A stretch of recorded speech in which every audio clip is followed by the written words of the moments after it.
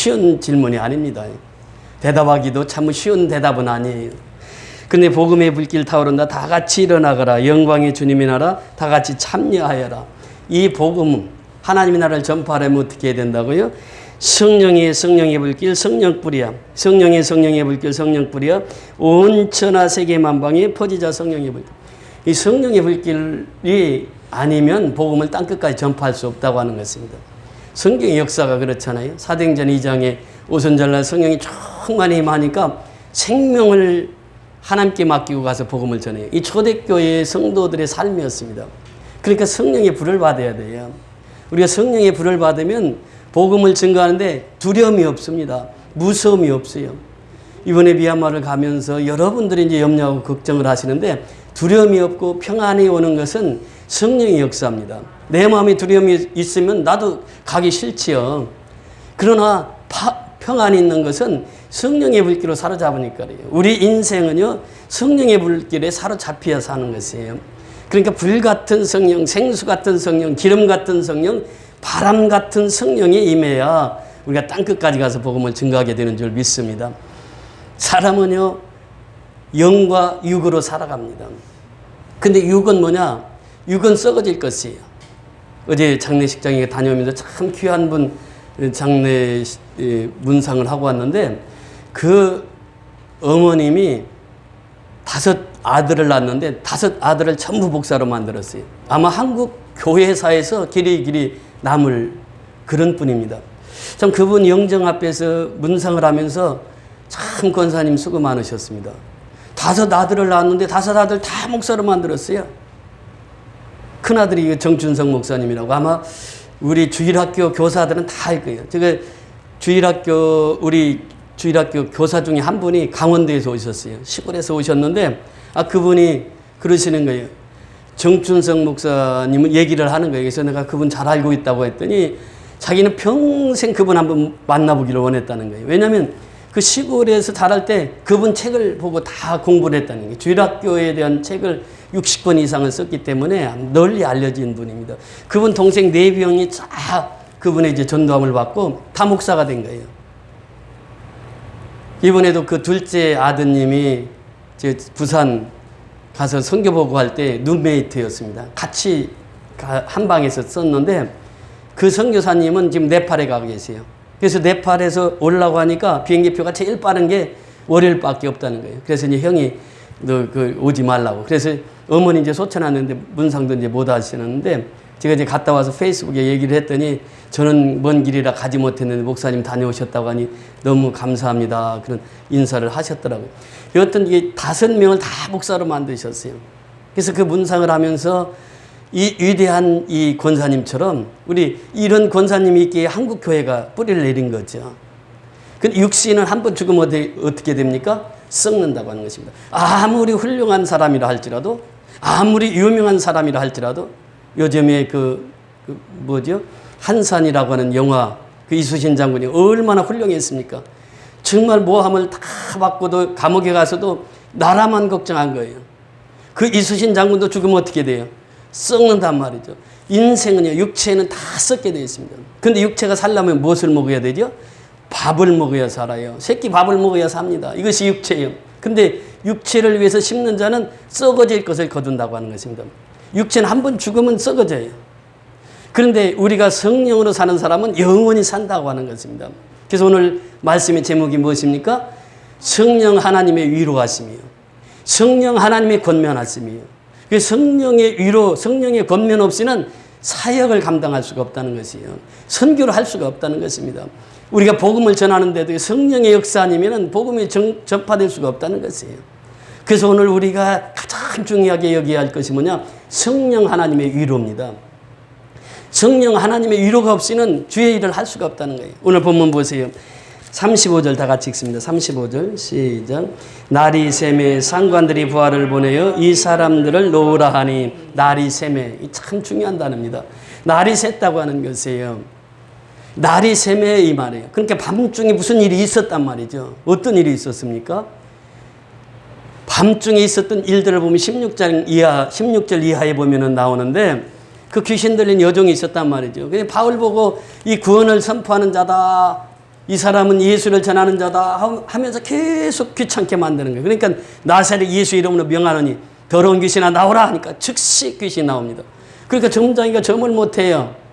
그래서 점을 쳐서 이익을 본 주인들이 옥에 가두지요. 바울과 실라를. 그냥 옥에 가둡니까? 22절에 보면요. 매로 심히 칩니다. 그 피투성이가 돼가지고 감옥에 갇히는 거예요. 밤중쯤 되었을 때 바울과 실라가 무엇을 했다고요? 기도하고 하나님을 찬미했더니 어떻게 됐다고요? 3가지 역사가 일어났다고 그랬죠? 옥이 흔들리는 거예요. 이 지진이 일어난 거예요. 지진이. 그러면서 옥문이 다 열리고 또 메인 것이 다 풀어진 줄 그래요. 이 역사를, 이 기적을 하나님이 행하신 것이죠. 보세요. 하나님께서 1차 선교여행과 2차 선교여행을 통해서 하나님이 포커스를 맞춘 것은 어디냐? 교회와 성도입니다. 이 자세히 오늘 보면 이제 그 말씀을 이해하실 텐데, 하나님의 관심사는 뭐냐? 아버지 집이에요. 우리 배 집사님이 여기 아파트만 오면은 말씀하세요. 아버지 집에 왔다. 이 집이 누구의 집이에요? 아버지 집이란 말이에요. 하나님의 집이라는 거예요. 그래서 하나님의 관심사는 하나님의 집에 있습니다. 교회에 집중하고 있어요. 이제 바울과 실라도 이제 맨 마지막 절에 그것을 고백하고 있는데, 성령의 역사는요, 교회 중심의 일입니다. 성령의 역사는 성경을 떠나서 역사하시지 않습니다. 성경 안에서 역사하시는 분이 성령님이세요. 교회를 떠나지 않습니다. 교회를 통해서 역사하시는 분이 성령님의 역사라는 거예요. 그 관심은 교회예요. 관심은 성도들에게 있다고 하는 것입니다. 그러니까 성도라고 하는 이름 자체가 뭐냐? 세상의 많은 사람들 중에서 하나님의 부르심을 받고 구별된 자. 그게 이 성도라고 하는 거예요. 성도. 그 성도는 누구냐? 성령의 인도함을 받고 사는 사람이란 말이죠. 그러니까 육신을 위하여 심는 자는 썩어질 것을 거두어요. 그런데 성령을 위해서 심는 자는 영생의 복을 얻게 되는 것입니다. 그러니까 우리가 죽어도 다시 사는 그 영원한 세계에 사는 그런 성도의 삶이 이루어진다고 하는 것이죠. 여기서 나리세메 이 말은 옥중에 기도하고 하나님을 찬미하고 하나님 앞에 엎드렸더니 하나님께서 옥터를 움직이게 하시고 옥문을 열게 하시고 맨 것을 다 벗어지게 했어요. 그래서 이 간수가 자다가 막 보니까 옥문이 다 열려 있는 거예요. 죄수들은 다 어디로 가고 없고, 그러니까 이 간수가 생각하기를 이 죄수들의 죄를 자기가 다 뒤집었어야 되니까, 그러니까 자기는 어차피 죽을 몸이니까 이래 죽어도 저래 죽어도 똑같으니까 자기 칼을 뽑아가지고 스스로 자결 하려고 하는 거예요. 그때에 바울이 소리칩니다. 내 몸을 상하지 말라. 내 몸을 상하지 말라. 우리 다 여기 있다. 우리 다 여기 있다. 지난주에 그 말씀을 드렸잖아요. 기적은 옥문이 열리는 것도 기적이지만 더 큰 기적은 뭐라고 그랬습니까? 감옥이 문이 열려 있는데 죄수들이 도망가지 않았다는 거예요. 이게 더 큰 기적이라는 거예요. 생각해 보세요. 군인들이요, 제대 날짜를 이등병 때부터 제대 날짜 셉니다. 내가 1년 며칠 남았다고, 또 몇 개월 남았다고. 왜냐하면 제대 날짜를 향해서 그 군 생활하거든요. 그러니까 군인들은 제대 날짜만 기다리는 거예요. 죄수들은 무슨 날짜만 기다려요? 석방 날짜만 기다립니다. 근데 옥문이 다 열려 있어요. 마음대로 갈 수 있어요. 죄수들이 왜 안 도망가겠어요? 다 도망가지. 그런데 바울이 얘기하는 게 우리 다 여기 있다고. 그러니까 그 간수가 그 위대한 질문을 했잖아요. 어떻게 하여야 구원을 얻으리까? 이것이 인류 역사의 가장 큰 질문이라고 그랬죠. 어떻게 하여야 구원을 얻으리까? 자, 그 대답 시작. 주 예수를 믿으라. 그리하면 너와 내 집이 구원을 받으리라. 주 예수를 믿으라. 그리하면 너와 내 집이 구원을 받으리라. 그러니까 이 간수가 자기 집에 모시고 가서 간수 식구들 전체가 세례받고 하나님의 자녀가 됩니다. 그리고 나서 바울이 어떻게 하느냐? 옥으로 다시 가요. 감옥으로 다시 가요. 그게 감옥에 있었어요. 그게 이제 날이 셉니다. 날이 샜더니 저기 상부에서부터 명령이 떨어졌는데 바울과 실라는 석방해도 된다. 그러니까 바울을 때리고 상처를 입혔던 그 간수가 와서, 또 세례받았던 그 간수가 와서 바울 사도님 이제 가세요. 상부에서 명령이 떨어졌습니다. 평안히 가세요. 그러면서 바울 사도를 이제 석방 소식을 알립니다. 그때 하신 말씀 36절 같이 보십니다. 36절 시작. 간수가 그 말대로 바울에게 말하되 상관들이 사람을 보내어 너희를 놓으라 하였으니 이제는 나가서 평안히 가라 하거늘. 37절 다 같이 읽습니다. 바울이 이르되 로마 사람인 우리를 죄도 정하지 아니하고 공중 앞에서 때리고 옥에 가두었다가 이제는 가만히 내보내고자 하느냐? 아니라 그들이 친히 와서 우리를 데리고 나가야 하리라 한데, 자, 여기서 이제 바울이 로마 시민권을 냅니다. 사실 바울은요, 1차 전도 여행할 때 루스드라에서는 어떤 사건이 있었습니까? 안전벨을 일으키니까 이 사람들이 돌로 들어가지고 바울을 쳤어요. 그래서 바울이 죽은 줄 알고 성 밖으로 끌어냈단 말이죠. 그때도 바울은 로마 시민권을 쓰지 않았습니다. 이유가 다 있어요. 1차 선교 여행하면서 그렇게 험지에 다니면서도 로마 시민권자라고 하는 말을 밝힌 적이 없습니다. 근데 여기서는 밝히는 거예요. 왜 밝혔느냐라고 하는 것입니다. 그럼 밝히려면 이미 일찍 밝히지, 매 맞기 전에 나 노무현 시민권자다 하면은 이게 법정에서 다뤄야지 그냥 무조건 때릴 수 없거든요. 근데 그때 밝히질 않아요. 다 얻어맞았어. 피투성이가 됐어. 감옥에 갔어. 그 감옥에 가서 그 어려운 상황에서도 이 로마 시민권을 밝히지 않았어요. 근데 지금 보니까 지금 밝히는 거예요. 나는 로마 시민이라는 거예요. 그러니까 이 로마 시민이라는 말을 듣고 상관들이 벌벌 떨게 됩니다. 바로 그 다음 절 38절 보세요. 시작.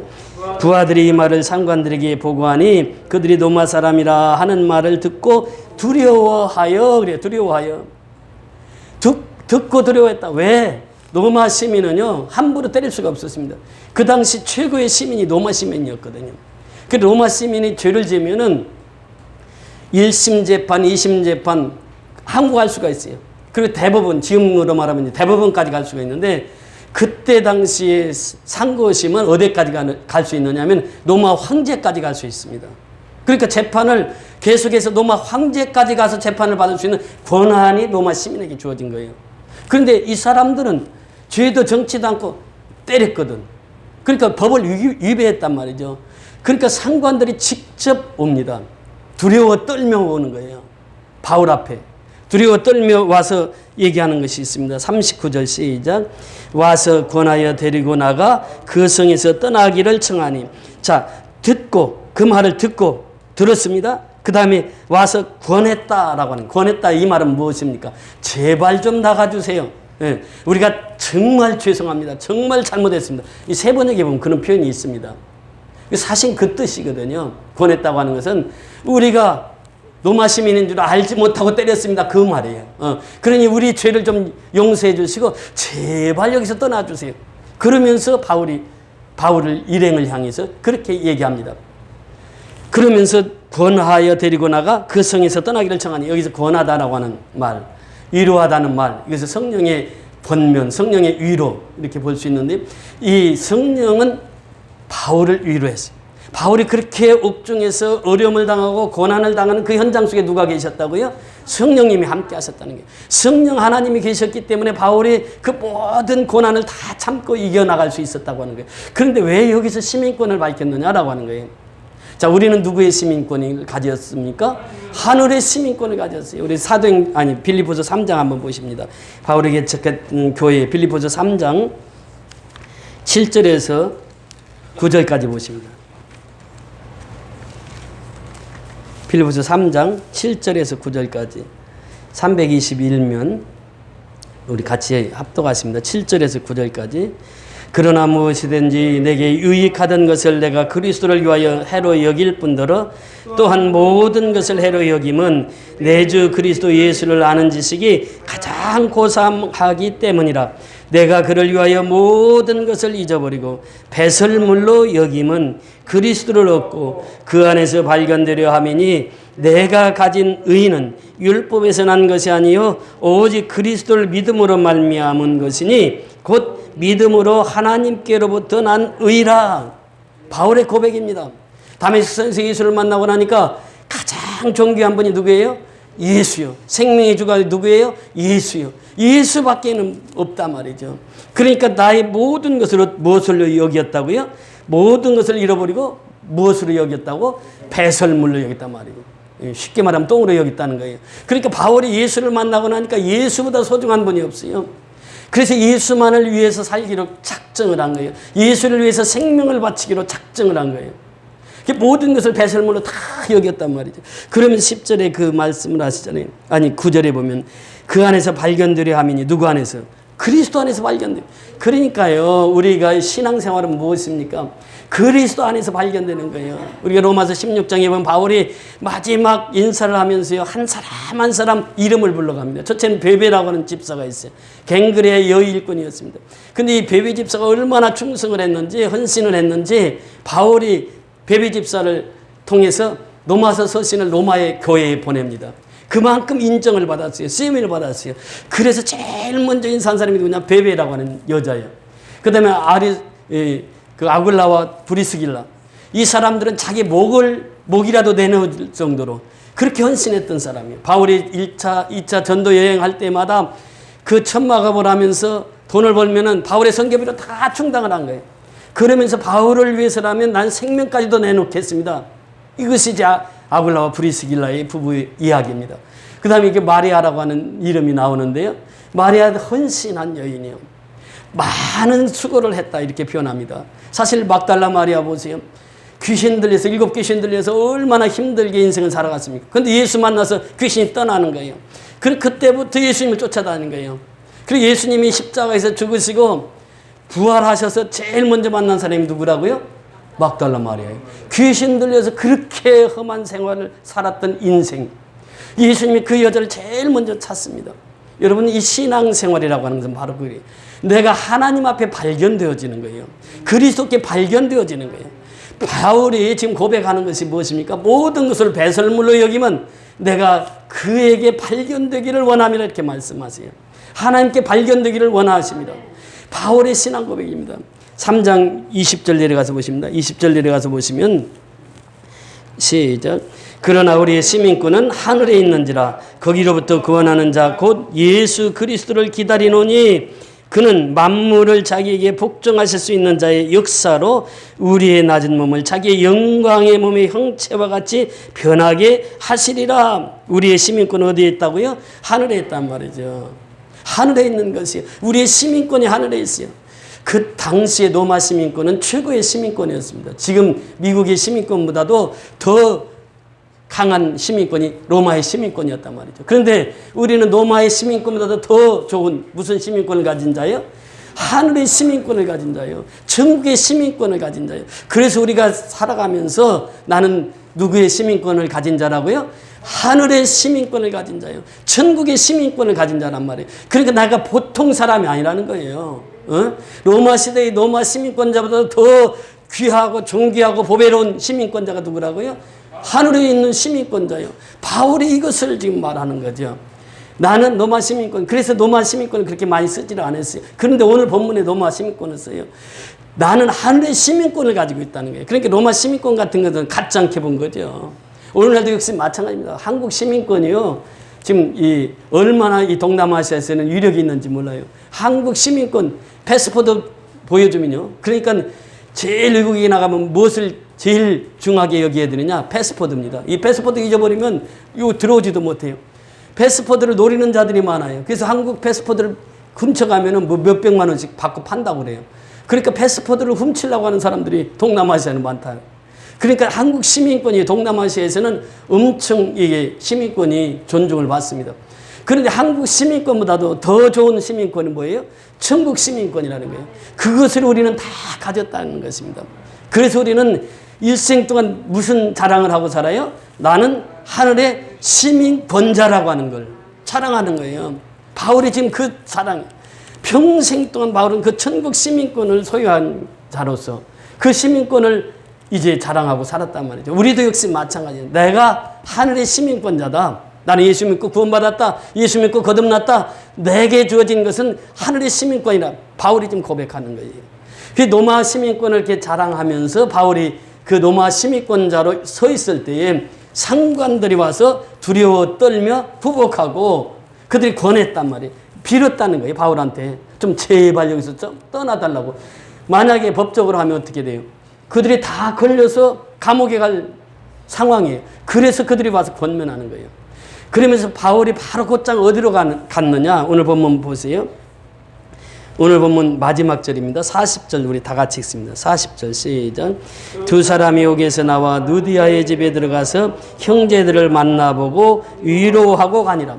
여기에서 이제 교회와 성도들이 이제 바울이 그렇게 감옥에 갇혀서 그 고난을 다 당할 때 누구를 생각했느냐? 빌립보 교회를 생각했단 말이죠. 물론 이제 에베소 교회도 있습니다. 2년 동안 그곳에서 말씀을 강론해서 세운 에베소 교회, 큰 교회가 있었어요. 또 고린도 교회, 그 당시 이제 고린도가 수도였잖아요. 그 마게도니아 수도가 고린도였는데 고린도에서도 1년 6개월 동안 복음을 전해서 교회를 세웠어요. 그 고린도 교회, 에베소 교회는 아주 큰 지역의 큰 교회들이에요. 근데 빌립보 교회는 얼마 되지 않아요, 세운 지가. 자, 빌립보 교인들 한번 생각해 볼까요? 누가 있었죠? 제일 먼저 빌립보 교인 누디아가 있었죠. 그 다음에 귀신 들린 여자, 이 귀신 들린 여자가 이제 그 귀신 쫓겨나갔으니까 교인이 됐을 거 아니에요. 그 다음에 또 누가 있습니까? 빌립보 감옥에 간수가 있었단 말이죠. 이제 소수예요, 소수. 그런데 그 사람들을 누가 케어하고 있었느냐? 누가가 케어하고 있었습니다. 그러니까 누가와 디모데는 여기 지금 등장을 하지 않아요. 왜? 그들은 이방인이었단 말이죠. 로마 시민권자가 유대인이 아니었단 말이죠. 그러니까 이 바울과 실라만 이름이 거론되는데 그들은 유대인이었단 말이죠. 그 유대인들이 이제 그 모든 고난을 다 이길 수 있었던 것은 성령의 위로하심, 성령의 권면하심이라는 거예요. 성령의 권면하심 때문에 이들이 그 어려운 것을 다 이겨나갈 수 있었다고 하는 것입니다. 그래서 우리가 시간 순간순간 하나님 앞에 엎드려 기도하는 것은 뭐냐? 성령의 위로가 없이는 우리도 주의 일을 할 수 없다는 거예요. 사람의 일은 사람이 할 수 있지만 하나님의 일은 누가 할 수 있어요? 성령에 사로잡힌 자가 할 수 있다는 거예요. 그러니까 우리가 일을 할 때에 우리가 기도 없이 하는 일은 내 일이 되는 거예요. 근데 기도하고 하면 누구의 일이 된다고요? 하나님의 일이 된다는 거예요. When we works, we works. When we pray, God works. 그러니까 우리가 일하면은 우리의 일이 되지만 우리가 기도를 하고 일을 하면 누구의 일이 된다고요? 하나님의 일이 된다는 거예요. 그래서 밤중쯤 되었을 때 그들이 밤중에 기도하고 하나님을 찬미했더니 하나님의 역사를 이루신 거예요. 바울은 신라는 성령만 의지했다는 거예요. 성령 하나님을 의지하고 그래서 이제 모든 사건이 다 종결된 후에 어디로 갔다고요? 누디아 집에 갔다. 누디아 집에 무엇이 있습니까? 교회가 있었단 말이죠. 그 빌립보 교회가 누디아 가정에서 시작됐거든. 그 교회를 찾아간 거예요. 찾아가서 성령의 하나님께서 이렇게 역사하셨노라고 하는 것을 알리는 거예요. 그러면서 그 성도들을 다 위로합니다. 누가부터 해서 디모데 그리고 또 바울이 그 빌립보 교회에 있는 성도들 한 사람 한 사람 다 위로하는 것이에요. 자, 여기에서 이제 바울이 로마 시민권을 행한 것을 그 이유를 밝히고 있습니다. 왜 밝혔을까? 중요한 것은 빌립보 교회를 위해서 밝혔다고 하는 거예요. 만약에 바울이 그냥 석방됐다. 그래서 나왔다. 그리고 갔다. 그러면은 상관들이 어떻게 생각하겠어요? 저놈은 죄가 있어서 맞아가지고 감옥에 왔다가 가는 거야. 별 생각 속에 가두지를 않아요. 근데 바울이 로마 시민권임을 밝히자 상관들이 와서 무릎을 꿇어요. 그러면서 이 로마서 사도행전 후반부에 가면은 그 천부장이 그래요. 나는 돈을 주고 샀는데 그때 당시에 이 로마 시민권을 돈을 주고 샀습니다. 돈을 주면은 시민권을 팔았어요. 그래서 이 돈을 주고 산 사람들이 있어요. 이 사람들이 이제 권세를 누리거든요. 근데 바울은 어떻게 했어요? 로마서에 보니까 사도행전 12장에 보니까 22장에 보니까 나는 나면서부터 로마 시민이라 그래요. 나면서부터. 그 태어날 때부터. 그러니까 아마 바울의 아버지가 그 돈을 주고 샀는지는 모르겠어요. 정확히 나와 있지는 않지만 근데 바울은 어때요? 나면서부터 로마 시민권자라. 그러면서 이 바울이 로마 시민권에 대한 얘기를 하는데 이 로마 시민권을 밝힌 이유는 빌립보 교회를 보호하기 위함이었어요. 그러니까 이제 상관들이 다 봤잖아요. 바울이 로마 시민권자라는 걸. 바울이 또 빌립보 교회를 개척했다는 것을 알고 있잖아요. 그러니까 너희들 봤지? 나 봤지? 내가 무슨 시민권자라고? 로마 시민권자야. 너희들 빌립보 교회 건드리기만 해봐. 내가 가만두지 않아. 내가 와서 너희들 고발해 버릴 거야. 그러니까 상관들이 어떻게 하겠어요? 그냥 빌립보 교회 하면은 다 높일 수밖에 없는 거예요. 바울의 사역의 특징이 뭐냐면 교회를 위해서 했다는 교회를. 선교는요, 교회를 통해서 이루어지는 거예요. 교회를 통해서 전도가 되는 거예요. 교회를 통해서 모든 역사가 이루어지는 것입니다. 이번 주 금요일 날 중요한 분하고 이제 식사 약속이 되어 있는데, 이분은 이제 강서경찰서에서 오랜 동안 근무를 하시면서 경찰이었을 때 신학을 해서 목사가 되신 분이에요. 저희 미얀마 선교 지금 한 3년 동안 이렇게 후원을 하고 계신 분인데, 이분이 이제 자기 또 동료 목사들에게 우리 소식을 자꾸 전한 거예요. 그래서 우리 선교연합교회가 미얀마 선교한다고 하니까 목사 한 부부를 또 모시고 그리고 이제 점심 식사를 같이 하기로 했습니다. 그래서 자기들도 이렇게 미얀마 선교를 보면서 너무나도 감동이 된다는 거예요. 근데 그 목사 부부가 경찰을 이렇게 퇴직을 하고 나서 김포에 개척을 했는데, 목사 부부가 퇴직하고 나서 두 분이, 목사하고 사모님이 40일 금식을 하셨어요. 대단하신 것이. 젊어서는 이제 도전할 수가 있는데, 그 정년 퇴임하고 40일 금식을 목사하고 부부가 다 하셨어요. 그리고 이제 그때부터 계속 우리 미얀마 선교를 지금 돕고 있습니다. 그래서 이번 금요일 날 또 월요일 날 약속, 계속 식사 약속이 있어요. 그러니까 가면서 이 미얀마를 준비하면서 너무 감사한 게 기도하시는 분들이 그렇게 많아요. 이번에도 또 22차도 어떤 교회에서 또 집 한 채 들어왔어요. 신현정 목사님을 통해서 그 자기가 섬기던 교회, 그 교회 권사님 한 분이 로마의 집, 미얀마에 집 지어달라고. 그리고 또 어젯밤에는 그 은혜 기도원에서 원장님이 전화가 왔어요. 목사님, 은혜 기도원에서 바칩니다. 그러면서 집값 60만 원을 어제 보내오셨어요. 근데 지금 이 어려운 상황에서 선교를 하다 보니까 다 알아요. 그 미얀마 끝에 다 있는 거 다 알거든. 그렇게 일주일에 비행기 한 대밖에 안 뜬다는 거 다 한다고. 그 어려운 환경 속에서도 우리가 22차 선교를 준비하면서 많은 협력자들이 옆에서 등장하는 거예요. 중요한 것은 그렇습니다. 이 성령의 위로함 없이는 선교할 수 없다는 거예요. 생명을 바칠 수 없다는 거예요. 근데 성령에 충만하면 자기 생명을 기꺼이 바치는 거예요. 이 초대교회 신앙, 성도의 신앙이잖아요. 바울의 신앙이 바로 그거였다는 거예요. 그러면서 바울이 로마 시민권을 밝힌 이유는 바로 교회를 위하여, 또 빌립보 성도들을 위해서. 너 내가 세운 누가 알지? 너 누가 건들면 내가 가만히 안 둬? 그런 의미거든 지금. 그러니까 거기에 딱 찾아가는 거예요. 딱 찾아가지고 거기 가서 다 교제 나누고, 너희들 봤지? 너 건들면 안 돼? 그리고 이제 떠나는 거예요, 바울이. 얼마나 멋집니까? 우리가 지금 미얀마 가는 것도 역시 마찬가지. 미얀마 가서 이렇게 딱 방문만 해도, 사실 경일록가 선교연합교회가 한 달 전에 한국 선교사 가서 그 옆에 가서 예배를 인도했어요. 근데 한국 외국인들 잘 안 건드리나 봐요. 근데 그 담임 목사를 체포해 가버렸어요. 바로 그 다음. 그래서 이제 그 따로 목사님이 얘기를 하는 거예요. 그 얘기를 하는 거예요. 그래서 내가 가능하면 그 교회에서는 예배를 드리지 말자. 그리고 신방 위주로 하자. 그래서 지금 그렇게 지금 얘기를 하고 있는데, 그 이제 상황이 지금 상황인 만큼 우리가 이제 가서 어떻게 하나님 인도하실지는 몰라요. 그러나 우리가 이제 위험을 무릅쓰고 이렇게 복음을 전하는 것은, 그들이 한번 만나고 가면요, 한국 사람 한번 다녀가면은 그 어깨에 힘이 들어가, 지교회 성도들이. 그래서 우리가 또 가서 또 보살피고 그렇게 전하는 것이 이 복음이거든요. 바울이 그래서 생명을 걸고 복음을 증가하면서 빌립보 교회를 방문한 것은 바로 그것이었습니다. 로마 시민권을 밝혔던 것은 교회를 위해서, 성도들을 위해서.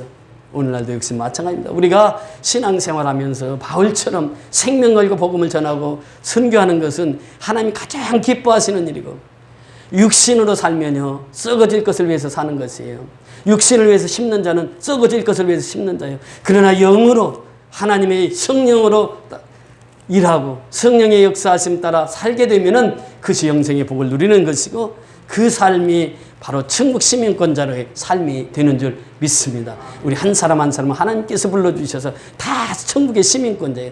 이제는 천국 시민권자답게 살자라고 하는 것이에요. 육신을 위해서 살지 말고 하나님이 원하시는, 하나님이 뜻하시는, 성령이 원하시고 성령이 뜻하시는 그 일들을 통해서 하나님께 영광 돌리는 저와 여러분이 다 될 수 있기를 주의 이름으로 축원을 드립니다.